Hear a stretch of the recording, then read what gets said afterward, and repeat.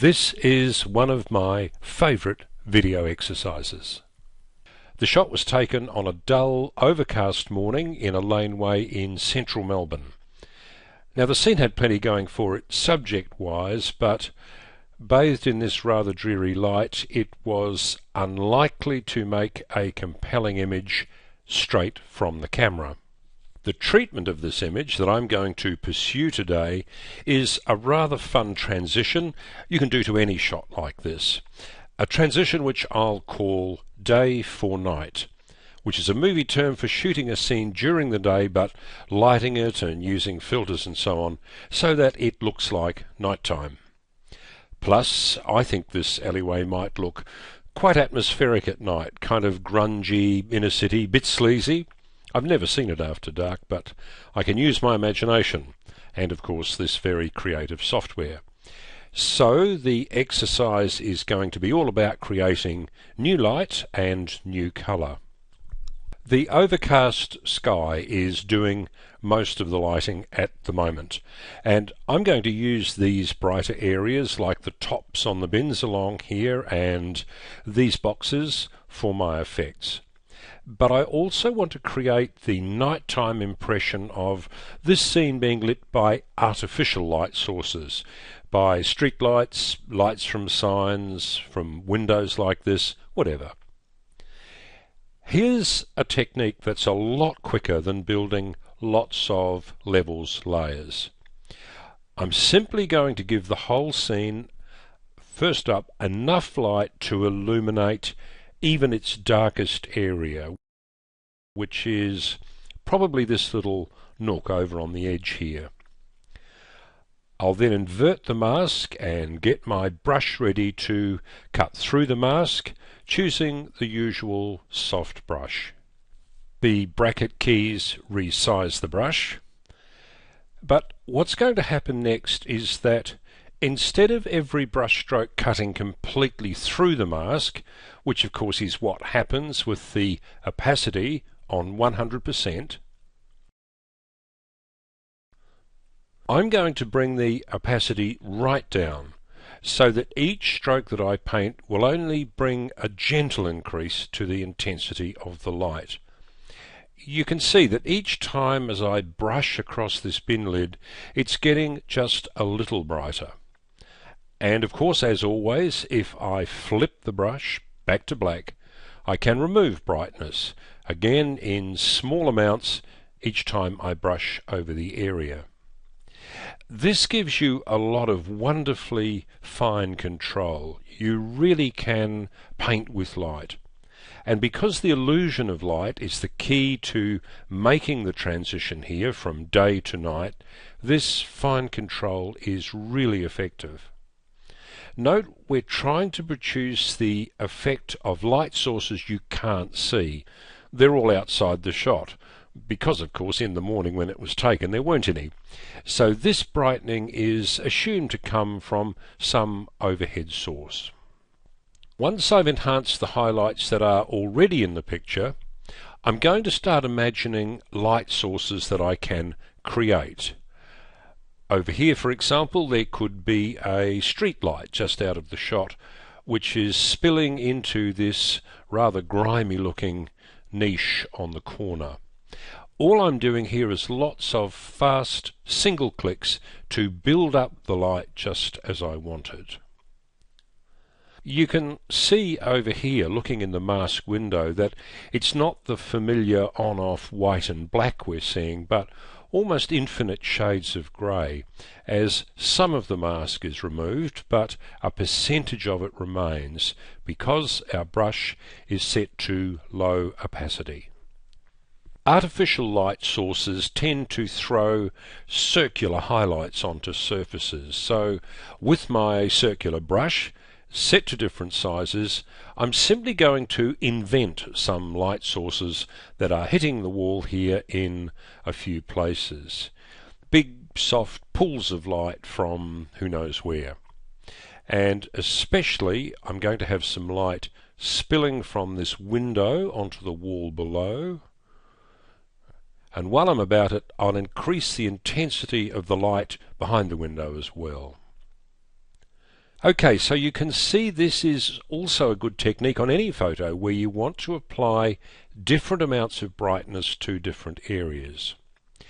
Its only drawback is that the only way of fine-tuning an area with more or less light is to keep switching the brush back and forth between black and white. That's fine on a scene like this, but in a landscape, say, it's still better to put the sky on one layer, the land on another layer, and so on, which allows you to move just one adjustment to change each component, not like here where it changes all of them. I'll stay with this single layer technique as we now try to add to our nighttime transition with colour adjustment as well.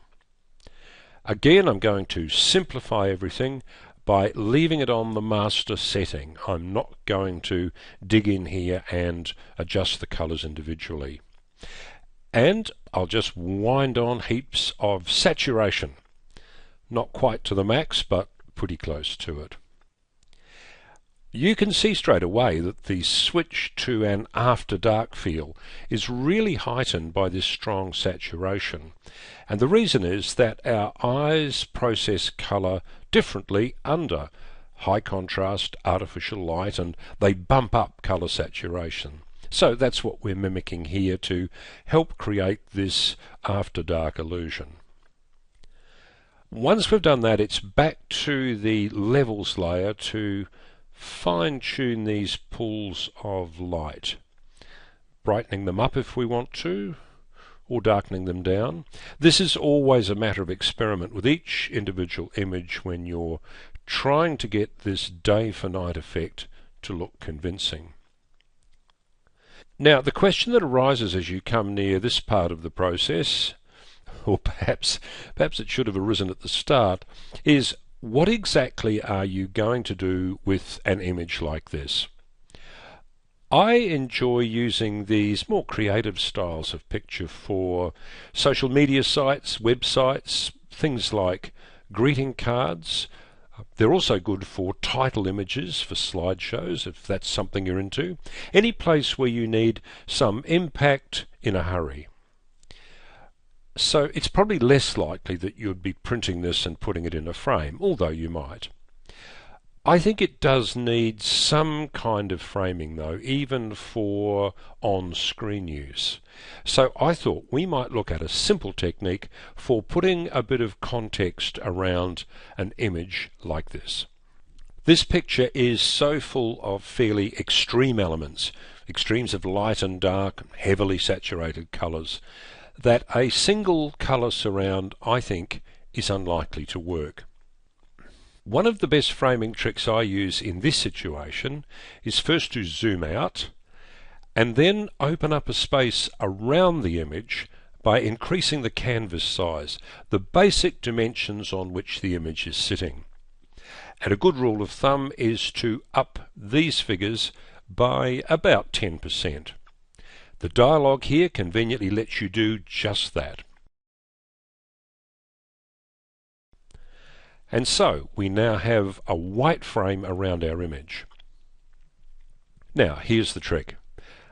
The background here is locked. We can't do anything with it until we double click on it and rename it. Just double click and we'll accept that. Once we've done that, we're free to do anything we want with this layer. And what we want to do is to use a magnified portion of the original image to provide the backdrop or the frame for the picture. Obviously, we start out with the likelihood of this working as a context for the image simply because it's being created from the original.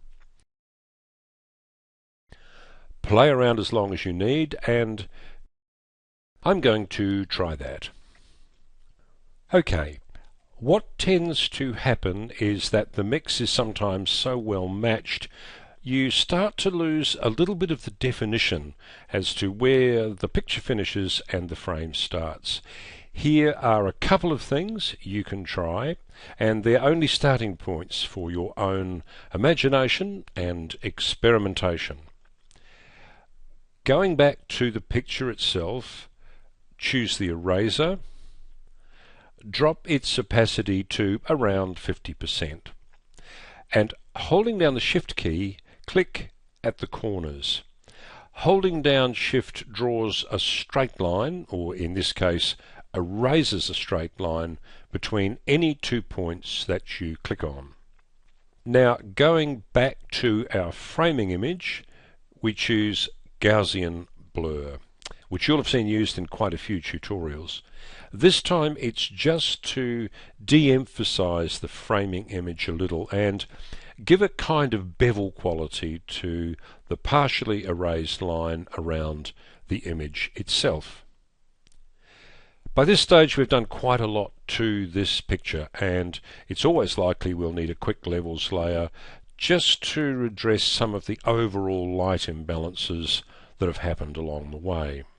I'm also going to treat myself to a darkening levels layer, the very quick and dirty way, which is to simply duplicate the layer I just made, switch its adjustment back to the dark side, invert its mask,